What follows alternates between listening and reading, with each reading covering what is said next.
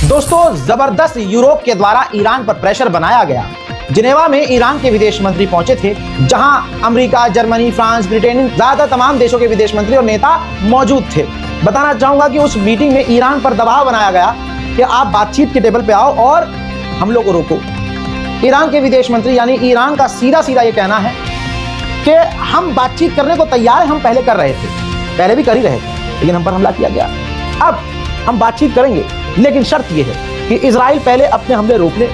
दूसरी बात यह कि हम अपनी मिसाइल पर बात भी नहीं करेंगे, मिसाइल सिस्टम पर बात भी नहीं करेंगे, अपने हथियारों पर बात भी नहीं करेंगे, यूरेनियम जीरो करने पर हम बात ही नहीं करेंगे। हाँ, यूरेनियम कम करने को तैयार है, न्यूक्लियर साइट्स की जानकारियां शेयर करने को और यूरेनियम की जानकारी शेयर करने को तैयार है। ये दो चीज पर तैयार है, बाकी हम किसी चीज पर तैयार नहीं होंगे। हज़रात, ये तस्वीरें आपकी स्क्रीन पर चल रही हैं, ये खास तस्वीर हैं जिसमें यूरोप के बड़े बड़े नेता हैं, लेकिन कोई घमंड में नहीं है। एटीट्यूड सबके कंधे ईरान के विदेश मंत्री के आजू बाजू झुके हुए हैं। बल्कि फ्रांस ने यह कह दिया है कि डिप्लोमेटिक रास्ता निकाला जा सकता है, इस बात का, इस जंग का हल प्यार से हो सकता है। वहीं यह भी ऐलान किया गया है कि ईरान के साथ अभी इस तरह की मुलाकात जिसमें कई देश होंगे हो सकती है। ईरान बिल्कुल ओपन है बात करने के लिए, लेकिन ईरान अपनी शर्तों पर बात करे। आगे हालात कितने खराब होंगे अभी इसका कुछ नहीं कहा जा सकता।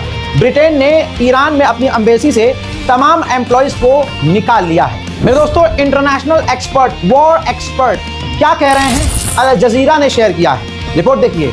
खबर यह है कि एक्सपर्ट कह रहे हैं, जो जंगी एक्सपर्ट हैं वो कह रहे हैं कि ईरान की मिसाइलों की ताकत बढ़ गई है।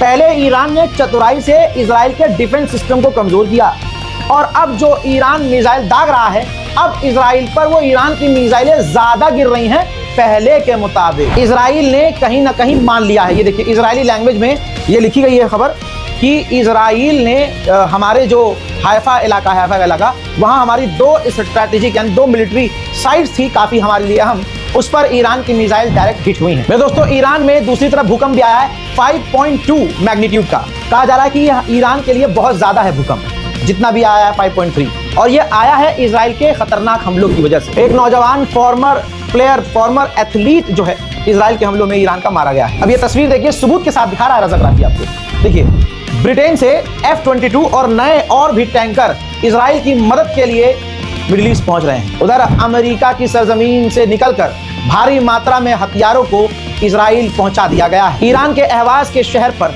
इजराइल ने जो खौफनाक हमला किया, उसका एक नया मंजर आया है। देखिए,